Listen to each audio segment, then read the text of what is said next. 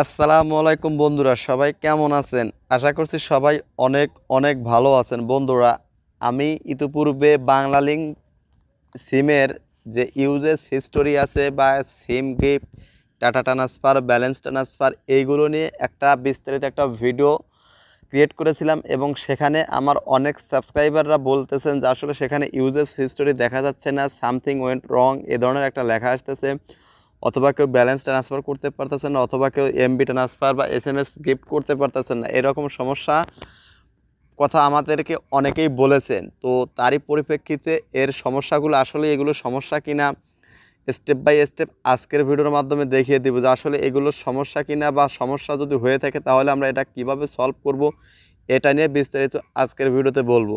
আর আপনি যদি আমার এই চ্যানেলে নতুন এসে থাকেন, অবশ্যই চ্যানেলটাকে সাবস্ক্রাইব করবেন এবং পাশে থাকা যে বেল বাটন আছে সেটি বাজিয়ে দিতে ভুলবেন না। আর তাহলে কিন্তু আমার নতুন ভিডিওর নোটিফিকেশনগুলো সবার আগে আপনি পেয়ে যাবেন। তো চলুন আমরা ভিডিওটা শুরু করি। নতুন কিছু দেখি, নতুন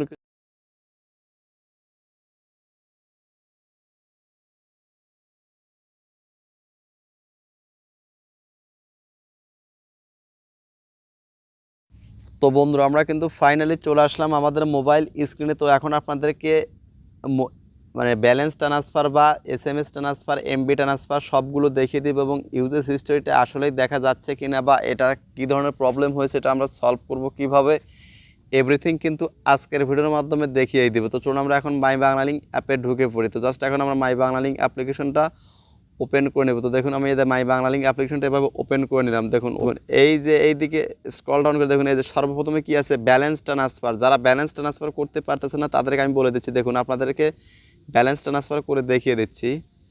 তো দেখুন, you are not register for balance transfer. তো জাস্ট আমরা এখান থেকে কী করব, নিউ পিন, কনফার্ম পিন। তো জাস্ট এখন এখান থেকে আমরা কী করব, একটা পিন দিয়ে নিব। তো জাস্ট তাদের অ্যাকাউন্ট করার নতুন অবস্থায় করতে গেলে কিন্তু এটা এইভাবে চাইবে। তো 3 4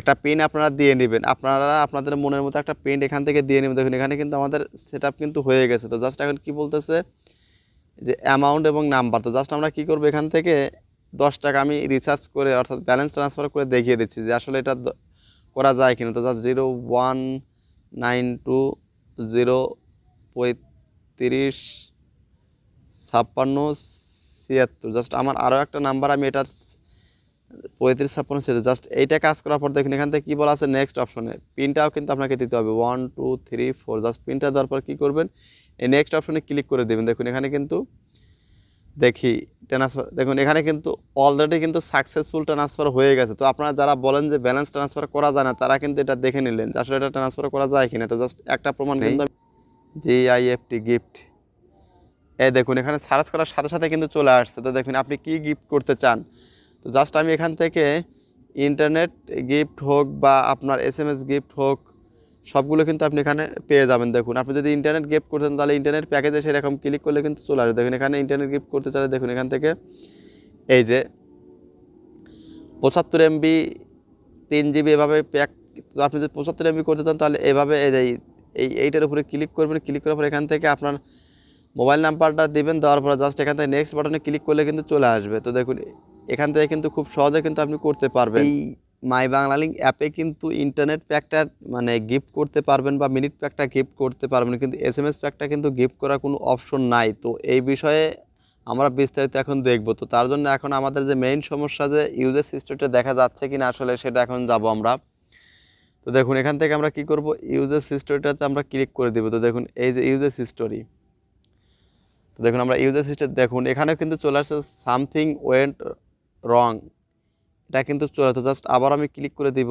দেখুন এটা কিন্তু বারবার আমাদের এরকমই আসতেছে। তো জাস্ট আমাদের যেহেতু আমরা দুইটা প্রবলেম পেলাম যে আসলে এসএমএস একটা গিফট করার কোনো অপশন নাই এবং ইউজেস হিস্টোরিটা দেখা যাচ্ছে না। তো এইটা বিস্তারিত জানার জন্য এখন আমরা চলে যাব কাস্টমার কেয়ার প্রতিনিধির সাথে 1 মিনিট কথা বলবো, দেখি ওনারা কী বলে, তারপর আমরা বাকি সলিউশনটা পরে জানবো। তো চলুন আগে কাস্টমার প্রতিনিধির সাথে একটু কথা বলে আসি। প্রিয় গ্রাহক, ভবিষ্যৎ অনুসন্ধানের জন্য আপনার কলটি রেকর্ড করা হবে। কাস্টমার কেয়ার প্রতিনিধির সাথে কথা বলতে সকল চার্জ সহ প্রতি মিনিট 67 পয়সা চার্জ প্রযোজ্য হবে। নিশ্চিত করতে 1 চাপুন। Representative আসসালামু আলাইকুম, শুভ অপরাহ্ন। বাংলালিংক থেকে সাইদ বলছি।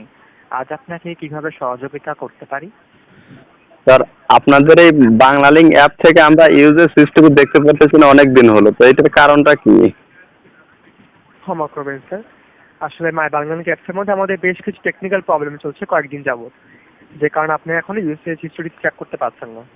এখানে আমাদের কনসার্ন টিম যারা আছে তারা প্রতিনিয়ত কাজ করে যাচ্ছে। আশা করছি খুব শীঘ্রই সলভ হয়ে যাবে স্যার। ঠিক আছে, জি জি। কষ্ট করে ওয়েট করতে হবে আপনাকে, কেমন?